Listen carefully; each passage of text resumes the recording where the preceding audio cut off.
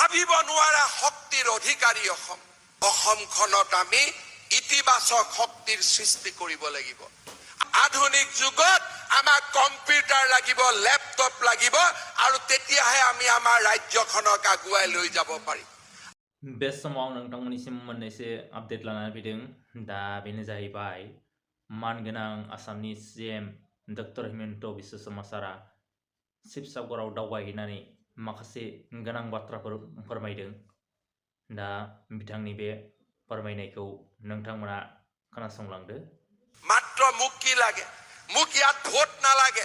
মোক লাগে মাত্ৰ এটা আন্দোলন বিবৰ্জিত পৰিৱেশ। মোক লাগে এটা ইতিবাচক পৰিৱেশ। মোক আন একো নালাগে। ৰাজনীতি অসমত কৰাৰ বহুত জায়গা আছে। ৰাজনীতি চলি থাকিব। আমি আছো, আমি কালি নাই। কিন্তু এই ৰংঘৰৰ প্ৰকল্প অহা 100 বছৰলৈ জীয়াই থাকিব।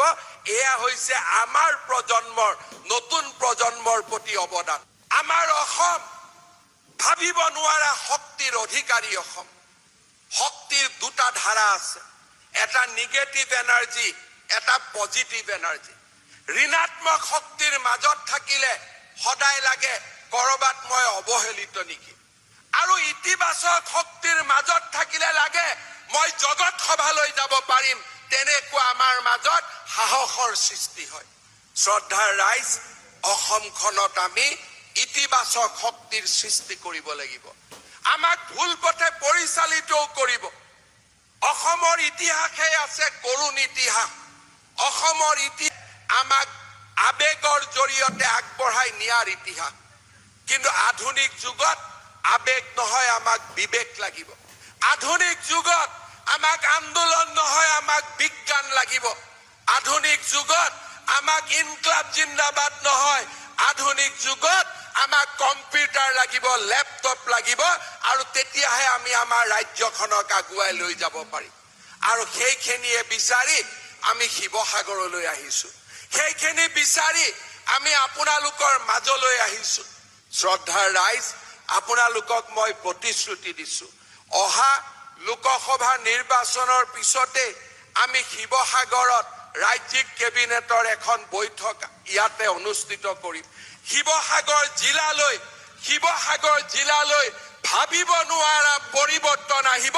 সেয়া আমাৰ সংকল্প, সেয়া মোৰ আপোনালোকৰ প্ৰতি পবিত্ৰ সংকল্প। তাক মই আজি আপোনালোকক দৃঢ়তাৰে কৈছো। बे समाव नोंथांमोना आसामनि CM मानगोनां हेमन्त सारनि खुगानिफ्राय खोनानो मोनबाय। दा बिथांनि बे बाख्नायथाव हाबाखौ नुनानै शिबसागर बियाबनि MLA अखिल गगৈ बिथाङा बाख्नायदों आरो मान बावदों। স্বাধীনতাৰ পাছত চাগে শিৱসাগৰৰ কাৰণে আটাইতকৈ ডাঙৰ যিটো প্ৰকল্প গ্ৰহণ কৰা হৈছে সেইটো হ'ল আজি এই আধাৰশিলা স্থাপন কৰা এই ৰংঘৰ প্ৰকল্পটো। আৰু এই প্ৰকল্পটো সন্মানীয় মুখ্যমন্ত্ৰী ডাঙৰীয়াই এই প্ৰকল্পটো অনুমোদন দিছে। গতিকে নিশ্চিতভাৱে এই সমষ্টিৰ বিধায়ক হিচাপে মই আজি সমগ্ৰ শিৱসাগৰবাসী ৰাইজৰ হৈ মুখ্যমন্ত্ৰী হিমন্ত বিশ্ব শৰ্মা ডাঙৰীয়াক অন্তৰৰ পৰা ধন্যবাদ আৰু কৃতজ্ঞতা জ্ঞাপন কৰিছোঁ।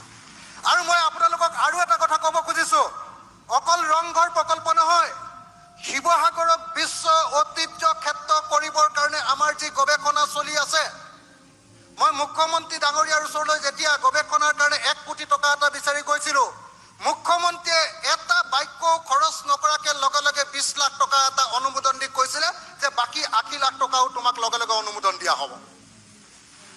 গতিকে এই মুহূৰ্তত মই মুখ্যমন্ত্ৰী হিমন্ত বিশ্ব শৰ্মা ডাঙৰীয়াক এই কামটোৰ কাৰণে ধন্যবাদ জনাইছোঁ। আমাৰ শিৱসাগৰবাসী ৰাইজৰ কাৰণে আটাইতকৈ গৌৰৱৰ দিন, আধুনিক শিৱসাগৰ ইতিহাসৰ আটাইতকৈ গৌৰৱৰ দিন। আৰু এইটো সম্ভৱ হৈছে শিৱসাগৰৰ, এই দিনটো সম্ভৱ হৈছে আমাৰ মাননীয় হিমন্ত বিশ্ব শৰ্মা ডাঙৰীয়াৰ কাৰণে।